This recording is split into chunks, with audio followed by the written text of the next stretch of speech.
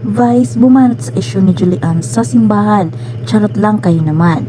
Pag napaksa man lang people ang pagjijoke ng phenomenal box office star na si Vice Ganda tungkol sa kinasangkutang kontrobersiya kamakailan ni Julian San Jose. Sa nakaraang episode ng Tawag ng Tanghalan sa ABS-CBN at GMA noong time pro ng isang net showtime, nagbitayo ng punchline si Vice na may connect sa pagkanta sa loob ng simbahan. Pinupuri ng TV host comedian ang contestant sa pagkanta nito ng You Are My Destiny in Paul Anka. Para raw panglinggo talaga ang boses nito. Ibig sabihin, pwede raw sa simbahan ang voice nito. Kaya, tinanong ni Vice ang contestant kung ano ba ang ginagawa nito every Sunday.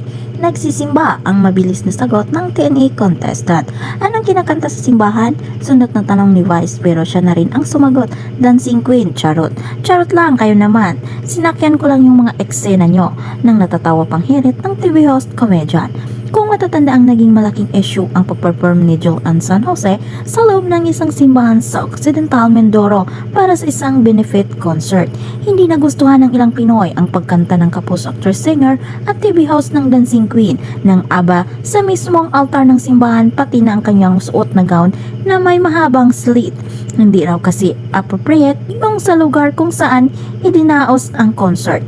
Unang naglabas ng public apology ang GMA Sparkle Talent Management hinggil sa nangyari na sinundan ng official statement ng Cora Parroco ng simbahan.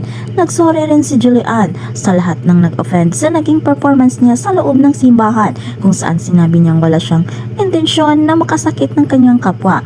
I am offering my apologies even though my only intentions were to share joy and to give support to the church through the benefit concert. Many have felt offended about the accident. I was in the way my performance which is because distressed. I truly, sincerely apologize. This is a lesson learned and it is assured that it will not be repeated. I am not perfect, but please know that I have strong beliefs and my faith is unbreakable and cannot be shaken. I pray that we can all move forward with compassion in our hearts. Thank you. And buong mensahe ng girlfriend ni River Cruz.